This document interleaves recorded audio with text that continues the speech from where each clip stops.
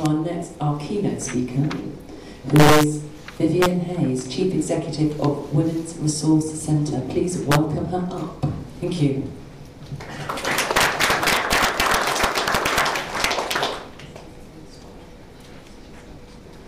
Thank you very much. Good morning, everyone. Is it afternoon now? Yes, I'm Vivienne Hayes, Chief Executive of the Women's Resource Centre, or WRC as we're known. And first of all, I'd like to thank Isabel Livingstone of South West Forum for inviting me today. Isabel's an ex-colleague of mine from WRC, so I know you have a fantastic supporter and advocate in the region for women's organisations and all equalities organisations and issues. So who are we, for those of you who don't know? We're the national umbrella body for the women's voluntary and community sector. We're a membership organisation with over 400 members across the country, even though we are based in London. So a portion of our work is funded for London only, but we also have some national projects. So we're not completely London-centric, and we couldn't be, as you might tell, I'm a northerner anyway, so we wouldn't be letting that happening. Okay, so what do? We do lots and lots of different things, but our aim is to support and promote the fabulous and crucial work of women's voluntary and community sector organisations. We've got two key ways of doing that. One is capacity building, training, one-to-one workshops, which are free to all members.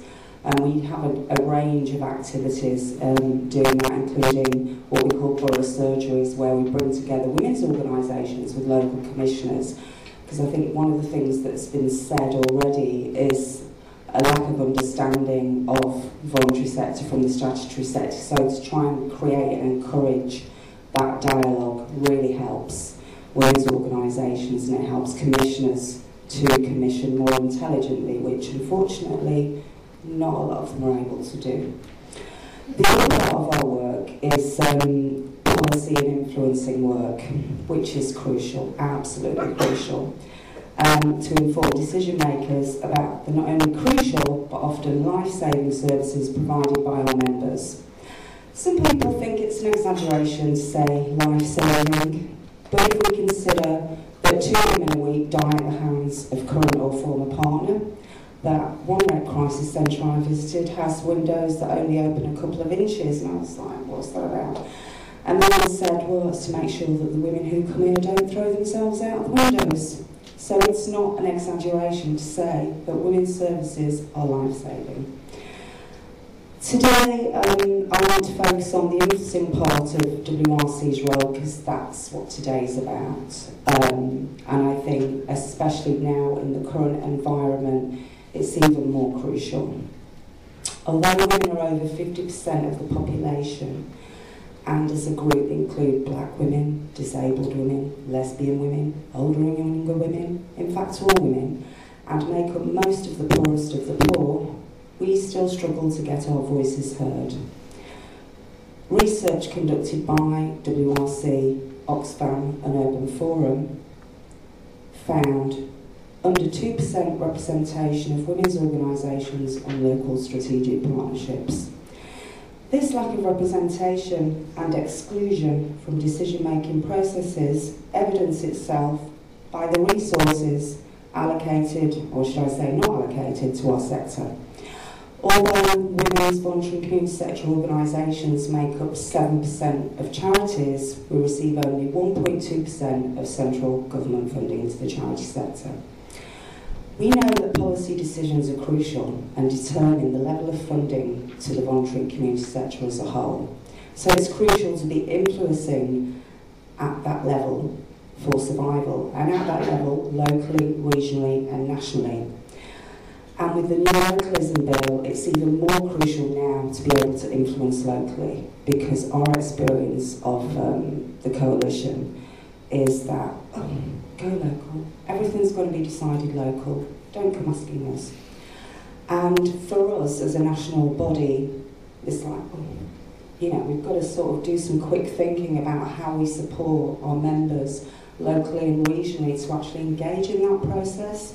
And we have got methods that we've used, such as providing template responses to policy consultations so that women's organisations can take literally 10 minutes and they've responded, because certainly the number of responses are counted. So it's really important that people engage with sometimes very time-consuming processes in order to make a difference.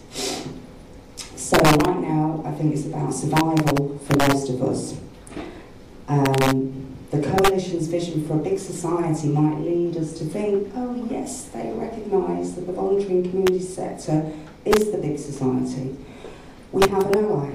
However, I suspect many of us know this doesn't seem to be the case, and it especially doesn't seem to be the case when we talk about equalities issues. The word equality is noticeably lacking from this government's rhetoric. It's been replaced by a word I actually hate, fairness. What does that mean? So, I remember first hearing this word fairness when Boris Johnson took over the Greater London Authority, and all the documents had the word equality removed and replaced with fairness for all. The problem with this is it's extremely worrying, because the use of language ignores and denies institutional and systemic discrimination. It ignores the fact that we do not have a level playing field and we do not all start from the same vantage point. So basically it's set up to completely ignore equalities issues. So for me it feels like we've lost ground. One step forward, two steps back. But I don't want to linger on the negative, because I'm sure you've all got your own stories from your own areas, your own organisations. And I'm sure, like me, we're reeling from what we see before our eyes. I know some of us, our organisations have closed, are under threat of closure or loss of funding. We know in the women's voluntary and community sector that the first hits began a few years ago with the change to commissioning and with the drive against single group funding, and to be expected in a society that is still unequal and discriminatory. Black women's organisations were the first to be hit in our sector. When money gets tight, it seems that equality goes out the window. So in this bleak landscape, how can we strive for survival and social change? Because let's not forget, that's what equalities organisations do. As well as providing much needed services, usually provided by no one else, we also push for social change. We address poverty and inequality, the very heart of what the voluntary and community sector is about. And I just wanted to go back to your distinction about user-led organisations and voluntary community sector, because being from the women's sector, that's like, oh, a whole new idea to me. Because as far as we're concerned, equalities organisations are user-led organisations. There are, I would question, actually, are they equalities organisations? They're more like imperialists doing things to people because they think it's a good idea. I don't think that works. So, yes, I was recently speaking on a panel at an event where one of the main speakers was from a very large housing charity. And he was saying that the sector has to go back to his roots, which disturbed me greatly. And I said that his organisation, indeed many of the larger charities, may have forgotten their roots, but the equalities sector hasn't. But I think what it was right is to remind us of our core values and of our reason for being. And that is, the voluntary community sector is about equality and getting rid of poverty.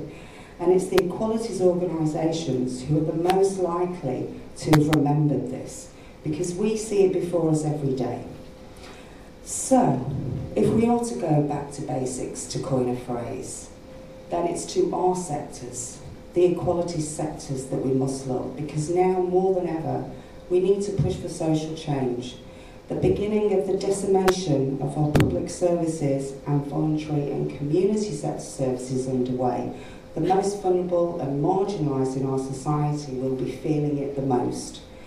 And unless we're happy to see that happen, then we have no choice but to act. And I would just ask all generic local and regional bodies to really engage with and learn from their equalities organisations. Sometimes generics do that better than others, and I think we need to address that point. We need to address internally how we work on equalities as a sector, not just complain about how the external world does it. Because I certainly know that women's organisations are completely marginalised within the wider sector.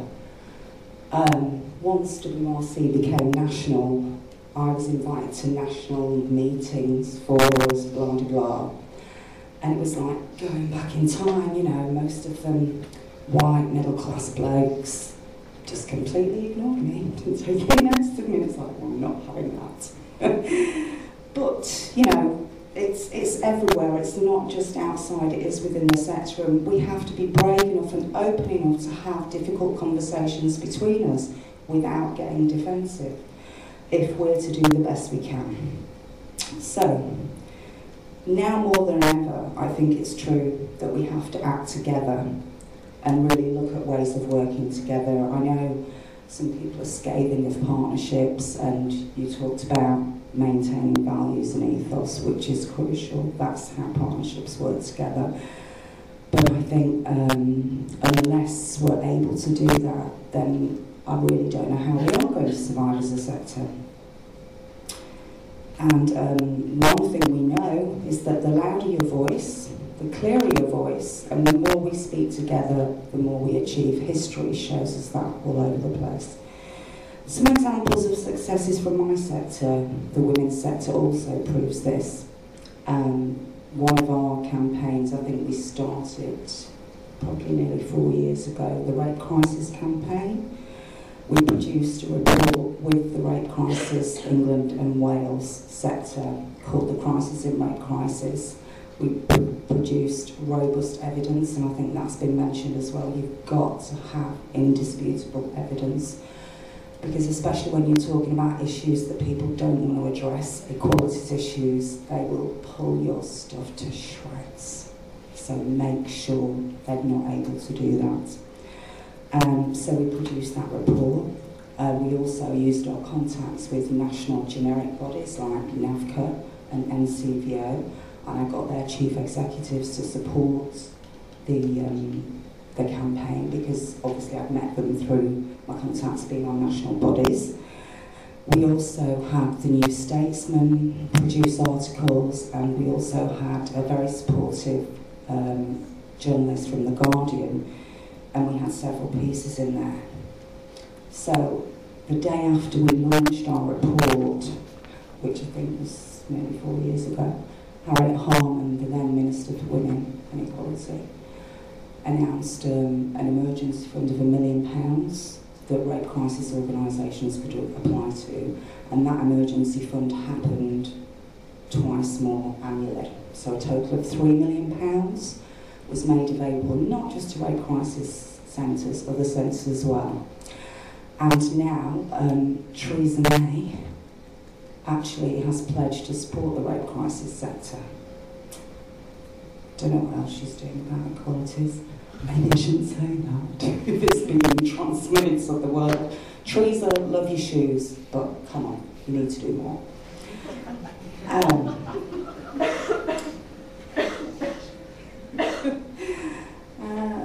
Yes, another example. Let me just find my piece of paper. I'm going the wrong way. I'm really not good at reading and speaking.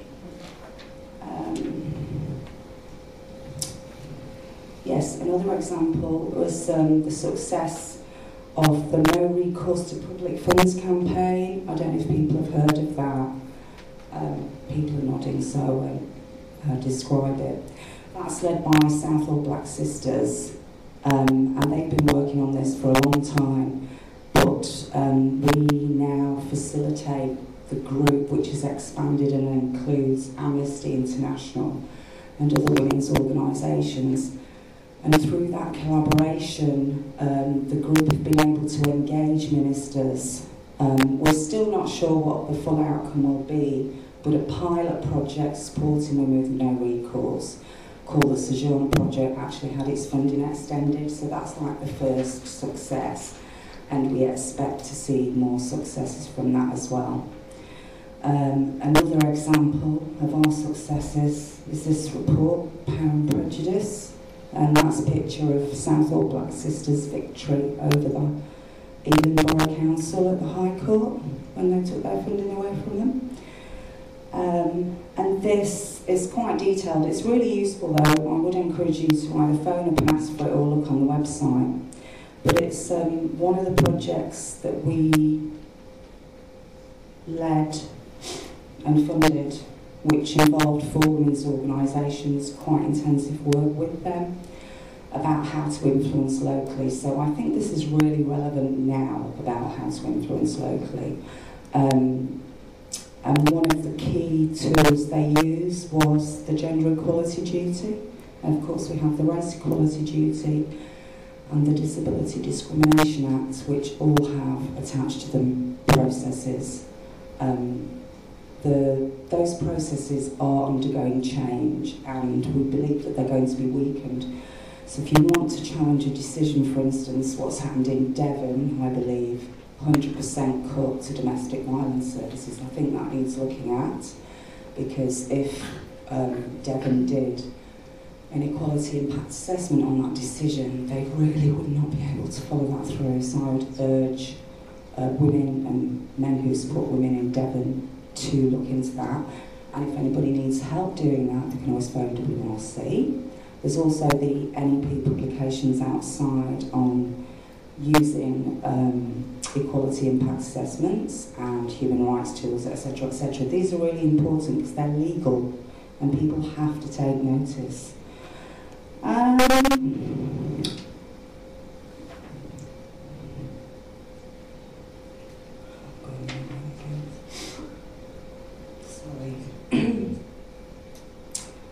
Just going back to Southall Black Sisters to explain that a little bit more for those of you who don't know what happened, that they were funded by the London Borough of Ealing, who decided they could no longer fund a women's specialist organisation and they wanted a generic women's domestic violence, well, all forms of violence project, so they pulled the funding.